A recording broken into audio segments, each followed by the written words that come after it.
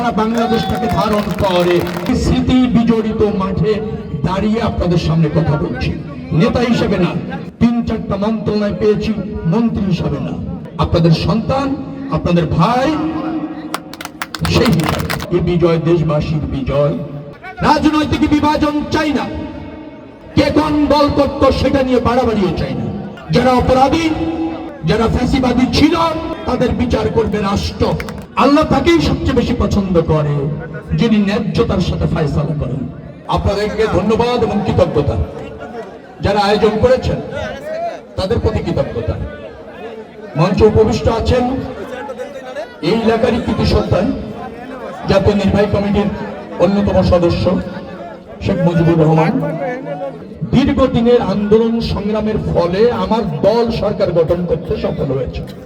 আমার দল মনে হচ্ছে বাংলাদেশের মানুষের প্রাণের দল, বাংলাদেশ জাতীয়তাবাদী দল বিএনপি সরকার গঠন করতে পেরেছে এদেশের মানুষের আস্থা এবং ভোটের মাধ্যমে। এটাই হচ্ছে আনন্দের। সরকার প্রধান হয়েছেন তিনি, যিনি এই দেশটাকে নতুন ভাবে বিনির্মাণ করতে পারেন এবং জানেন, সেই নেতা জননেতা তারেক রহমান। তিনি সরকার গঠন করেছেন, সরকার প্রধান হয়েছেন।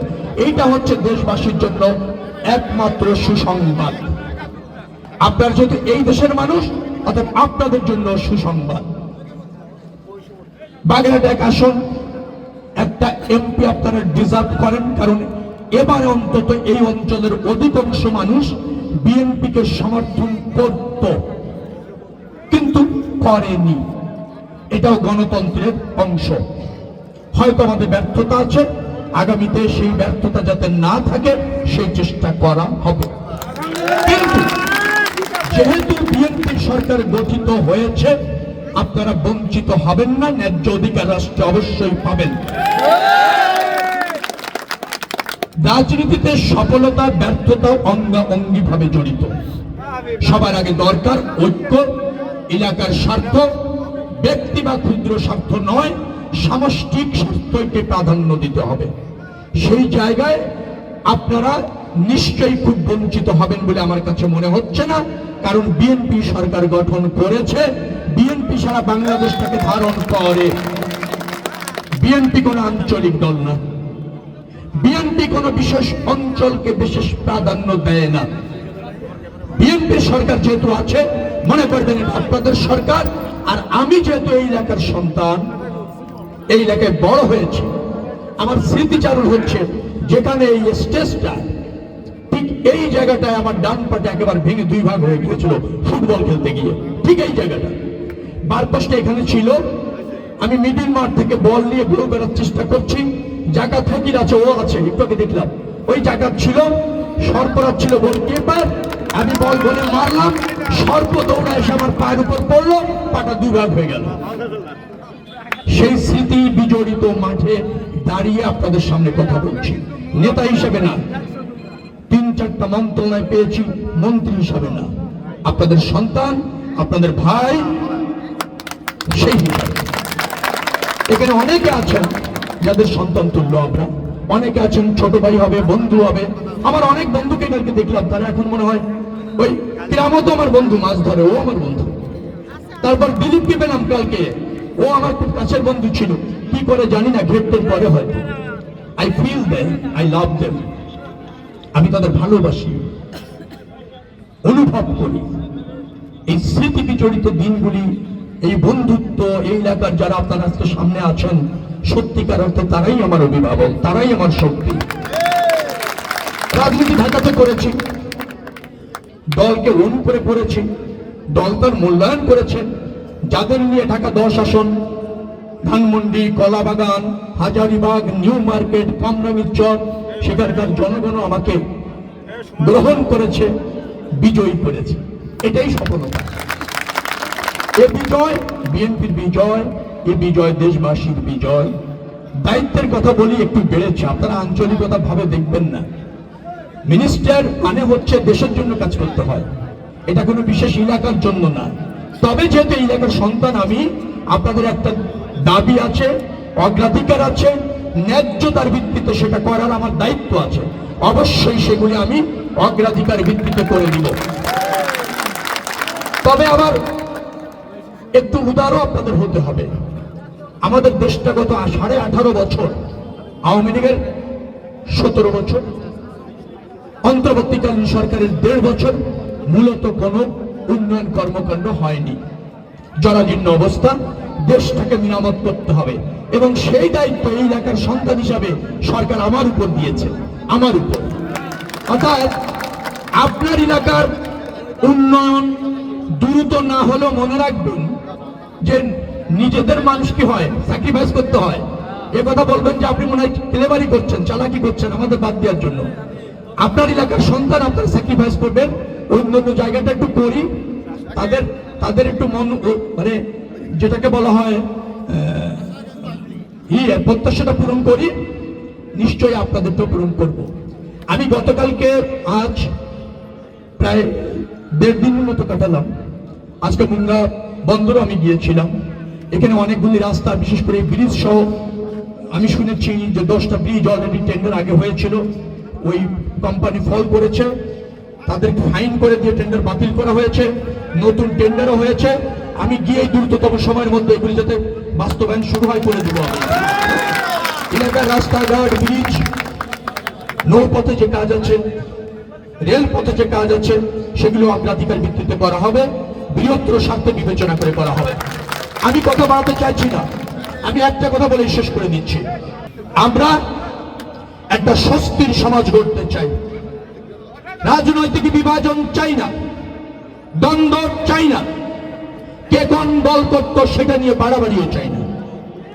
যারা অপরাধী, যারা ফ্যাসিবাদী ছিল, তাদের বিচার করবে রাষ্ট্র। কিন্তু আমরা এমন বিভাজন তৈরি করতে চাই না যাতে হানাহানি বাড়ে, দ্বন্দ্ব বাড়ে, সম্প্রীতি কমে, এরকম চাই না। আমরা একটা শান্তির পরিবেশ চাই, ন্যায্য পরিবেশ চাই, স্বস্তির সমাজ চাই এবং যা রাষ্ট্রটাকে নিজেদের প্রয়োজনে যত উপযুক্তভাবে ব্যবহার করতে চাই জনগণের স্বার্থে, সেটাই হচ্ছে আমাদের মূল লক্ষ্য। আমরা এই এলাকার মানুষ যারা আছি, যারা ছিলাম এবং যারা থাকব, তারা ভবিষ্যৎ প্রজন্মের জন্য একটি সৌহার্দ্যপূর্ণ রাজনৈতিক পরিবেশ তৈরি করতে চাই। রাষ্ট্রে যতগুলি উন্নয়ন আমাদের ন্যায্য আছে, সেই ন্যায্য উন্নয়নগুলি প্রতিষ্ঠিত করতে চাই। পদ নিয়ে প্রতিযোগিতা থাকবে দলের মধ্যে, প্রতিহিংসা চাই। রাজপাট, গাওলা, ঘাটবিলা, ফকির, মোল্লা, সর্দার দ্বন্দ্ব চাই না। কারণ এই দ্বন্দ্ব, সংঘাত, আধিপত্য কাউকে কোন এলাকাকে কোনোদিন উন্নয়ন হতে দেয়নি। আমরা থাকতে চাই যে ন্যায্যতার পক্ষে। একটি খাল আমাদের মধ্যে 2 ভাগ করে ফেলবে, এটা আমরা চাই না। সকালে বাসা থেকে বেরিয়ে প্রথম সালামে নজর ভাই কেমন আছেন? হ্যাঁ রবি ভালো আছে, তুমি ভালো আছো। কিন্তু মারামারি যখন হচ্ছে, লেগেছে সর্দারদের সাথে, খালটা এমন নির্দয়, আমি সর্দারদের পক্ষে, খালের ওপার হয়ে যাওয়ার পর নজর ভাই আরেক পক্ষে। কিন্তু নজর ভাইয়ের সাথে আমার দূরত্ব 40 ফুট মাত্র, আর সর্দারদের সাথে আমার দূরত্ব 1.5 কিলোমিটার। এই যে খাল, এই যে বংশ, এই যে এলাকা, এই যে ধরেন গ্রামের ওই কোনায় এই কোনায়, এভাবে জড়বদ্ধ হয়ে আমরা কিন্তু বিভাজন চাই না। আমি বোঝাতে পেরেছি কিনা জানি না। আমরা সম্প্রীতি এবং ন্যায্য সমাজ চাই, গ্রাম চাই, এলাকা চাই, আধিপত্য চাই না। আর ঘাটবিলা তো আছে, চুনখোলা, আমার মামা বাড়ি আস্থাল, সিংগাতি। জীবন দিয়ে প্রমাণ করতে হয় আমরা শ্রেষ্ঠ। কি মজা! বংশে 3 জন মারা গিয়েছে, ওদের 4 জনকে মেরে দিয়ে বলতে হবে যে না, তোদের চেয়ে আমরা বেশি মারছি, আমরা শ্রেষ্ঠ।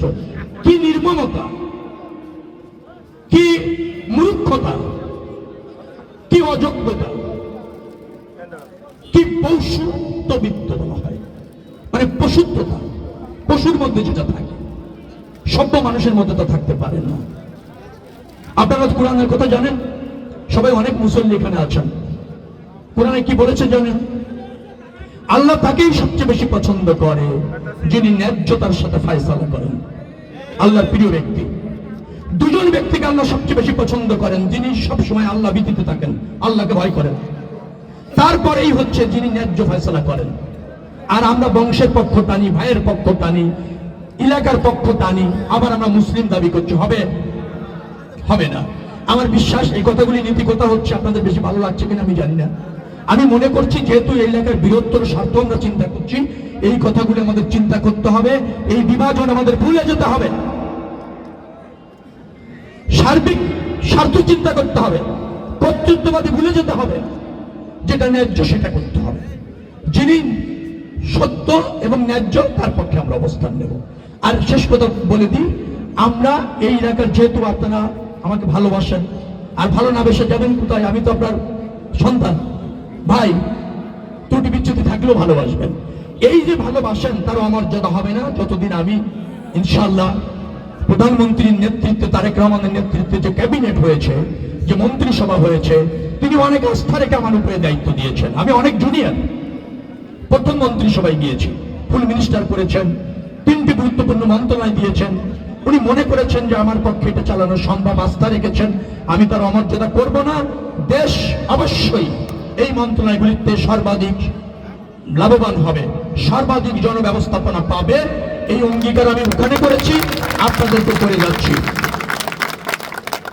আপনারা সবাই ভালো থাকুন, সুস্থ থাকুন, বিএনপির সাথে থাকুন, তারেক রহমানের উপর আস্থা রাখুন, বিএনপির সরকারের উপর আস্থা রাখুন। আপনাদের এই এলাকায় যারা নেতা, যাদের নাম আমি প্রথমে বলেছি, তাদের মধ্যে রাজনৈতিক প্রতিযোগিতা আছে, কিন্তু আপনারা তাদের সবাইকে উৎসাহিত করুন ভালো কাজে, ভালোভাবে সবার সাথে থাকুন।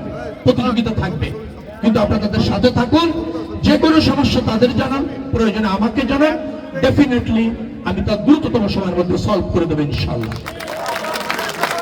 অতএব আপনাদের ব্যক্তি জীবন সুন্দর হোক, সফল হোক, মঙ্গলময় হোক, এই প্রত্যাশা ব্যক্ত করে শেষ করছি। আল্লাহ হাফেজ। বাংলাদেশ জিন্দাবাদ।